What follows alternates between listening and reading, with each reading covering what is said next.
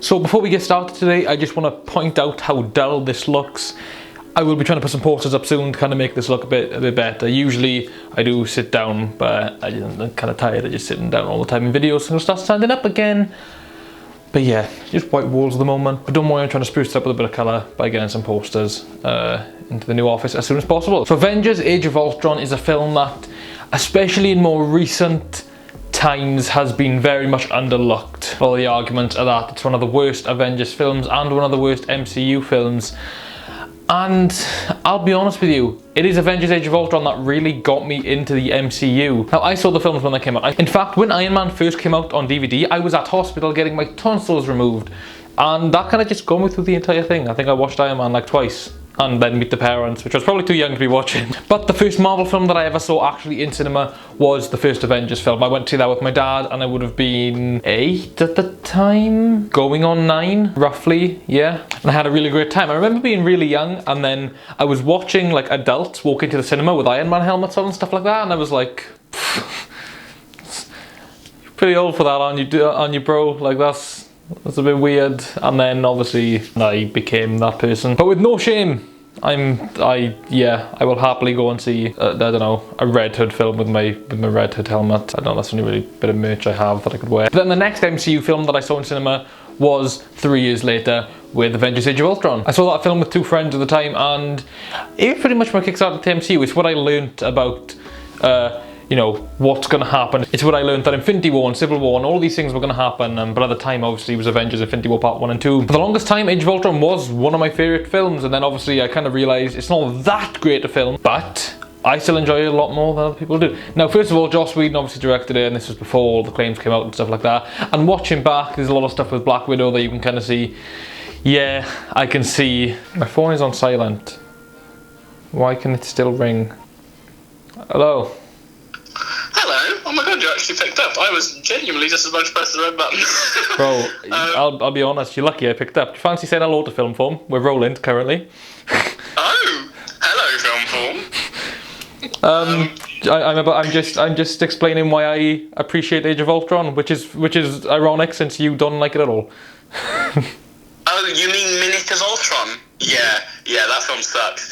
So that conversation extended a lot more than what you would have just heard, but I guess, I don't know, there's a second opinion. So this is even more of a reason why I'm going to defend Age of Ultron. So just as a film within the MCU, it builds up to quite a lot. Now, nothing really built up to Age of Ultron. It was the second Avengers film, and the whole idea of the first Avengers film was, oh my god, it's an Avengers film. Oh, we've just seen like 4 different films from different superheroes. I know they're all going to be in one. That's crazy. The second Avengers film, you don't really get that because you've already seen it once. You've already seen all the heroes come together. Instead, what you get is a fan favorite villain, which, like Joel just said, a Minute of Ultron. People were kind of pissed off that he you know, one film he had a weekend of time, and you know, I get that. But it's Ultron, it's the MCU, it's the Marvel universe in general. What's to say he won't come back? What's to say nothing will extend with him? We obviously all thought he'd come back in WandaVision, in Vision's body, but that wasn't quite the case. But I don't hold it to the fact that it wasn't a full age, because I feel like the title was a bit poor, but that's just a title of a film. Do you know what I mean? And I know it's like, you know, it's like a thumbnail and a YouTube video title. It's meant to tell a lot. It might have just been clickbait, but the film's called Age of Ultron. But if we just forget what the film's called, say now if it's just called Avengers 2, it makes things easier. But yeah, the film sets up quite a lot. It's the core beginning of Civil War. It's the first hint we get to Avengers Endgame, and obviously it will go on to spawn Infinity War. But also WandaVision. It's the first time we see Wanda Maximoff and Vision in the MCU. And who would have thought that 6 years later we would have had a masterpiece that is WandaVision. It's also really worth noting that this film gives a lot of development to each character. Once you get past all the flashy kind of look at us with the Avengers type things that the film kind of needed to put in anyway, just so it could be a kind of action film, the characters do get some story. You know, the Banner and Natasha relationship obviously doesn't really go too far. That was a bit kind of a one film thing, which, you know, whatever, I suppose. I didn't need it. I'm not annoyed that we got it. But I think the thing that really gave the characters the most development is the fact that Scarlet Witch had been showing them nightmares, and eventually they overcome that. Now obviously Tony saw the Avengers dying. In the future, he's the one that dies. and they don't. He saves them. Steve saw that he was never getting his dance with Peggy. In the future, he gets his dance with Peggy, so on and so forth. Thor sees the Infinity Stones and Asgard is a bad place, and Asgard kind of gets resurrected. Obviously, he goes through a lot, but he kind of gets resurrected in New Asgard, Norway. And despite the initial snap, Thor was the one to kill Thanos the first time round when he chopped his head off. And then obviously they reversed the snap. And the film is just fun in general. Obviously, if you are a die-hard Marvel fan and you're seeing the words Age of Ultron and you kind of, you're trying to pick out what's, whether they've done it justice. Without going into that, it is just a fun movie. It is really fun to watch and it is quite comical. You really get to see Captain America be the captain in this. And that was great. Like, there's that whole line where he's like, if you get hit him back. If you get killed, walk it off. And you're like, bro, this is why you're Captain America. He's got this weird thing where the shield isn't actually strapped to him by the leather straps, but instead it's like a magnet that he's got into his thing, which is a bit weird because he can kind of call his shield to him. I don't really like that as much as, just a classic shield.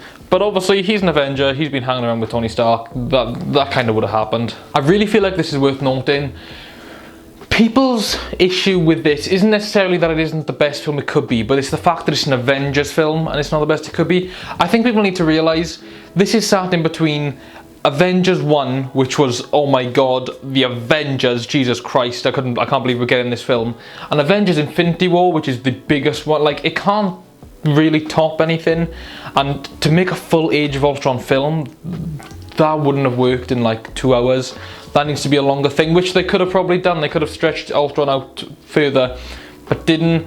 That's fine. It's not fine, but it is fine. He's here, but he's not here. He's here, but he's not here. The second Avengers film didn't need to be this masterpiece because it was leading on to a masterpiece. One of my issues, and I say this with a lot of films, Suicide Squad is a good example of this, the stakes were too high, so therefore for me they weren't high. The stakes were that Ultron was going to bring a city into the sky and smash it down like a meteor and wipe out the entire planet. More films are coming after this. The film after this is called Ant-Man, okay?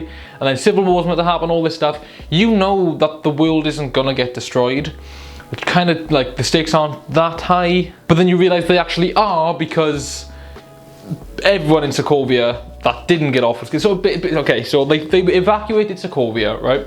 They did that. Captain America was like, nah bro, we're not leaving until everyone else is gone. Then you get to Civil War and you realise, no, a lot of people did actually die. But it's kind of like that 50-50 thing of, you can look at it in hindsight and say, actually, yeah, the stakes were pretty high, or you can look at it as just that film and say, no, we all knew the world wasn't going to end because of how many films are to come. So I will say that's something I don't really appreciate as such, but we can just brush that to the side because I'm trying to put it in a good light. Ultron was done very, very well. James Spade of starters is fantastic, but he was just a perfect mix of Tony's arrogance and just pure evil. You could see that he was kind of like, you could see that he thought what he was doing was right. Same with Thanos. Thanos was like, bro, what I'm doing is right. And bro, in a sick way, Thanos kind of did have a plan to help humanity. It just so happened to mean half of them had to be killed. It was kind of the same with Ultron. He just wanted to start over. He's like, you screwed up the world. Let's do this again. And it's bad. And that needed to be stopped. But they give Ultron a purpose, which I like. And also the whole I once had strings, but now I'm free, all that stuff. I love all the kind of Pinocchio play on things they did. The final battle I also feel like was enough. But it started off without any, loud and intense music. And it was just the Avengers in a circle guarding the core so that Ultron bots and Ultron himself couldn't get to it. Now, and Quicksilver sacrifice. So many people say that they don't like Aaron Taylor-Johnson as Quicksilver. I do prefer Evan Peters, but I do like Aaron Taylor-Johnson's Quicksilver. And I know a lot of people keep saying that Clint is like just cheating death. He should have died so many times and just hasn't because, he's not got any superpowers or anything. Obviously, we are getting the Kate Bishop TV show. But this, to me, brings so much development to two characters. So we have Clint, who got off the ship to say, right, I can't leave this kid behind. He thought he was going to die, so he protected the kid and was going to sacrifice his own life. But then Quicksilver, who was once evil, sacrifices his own life for Clint. And then just that, you didn't see that coming line, which is a reference to obviously the start of the film as he dropped dead to the floor. Wow. And then obviously, Clint's kid, Nate, his middle name is Pietro, which was really sweet. And then obviously lots of development to Wanda then to lead on to the future. Whether you like or dislike a film is down to opinion, but I feel like so many people just like to follow a trend when saying whether they like or dislike a film. I like Avengers Age of Ultron, and it's for what I've discussed today as to why I feel like it's not a perfect film. By no means is it a perfect film, and there are so many MCU films better than it, but it's by far not the worst. I have a lot of fun. I've literally seen this film so many times. When it first came out in cinema, I watched it I think 5 times in the cinema, like twice with friends, once with my parents, something like that. I think I went once on my own. And then when I got it on Blu-ray, it was one of the first Blu-rays I ever bought, or at least was bought for me because I was quite young and it was kind of like a birthday present or something. And I've literally watched it so many times, and I can still watch it over and over and not get bored of it. I think I'm one of the very rare defenders of that film.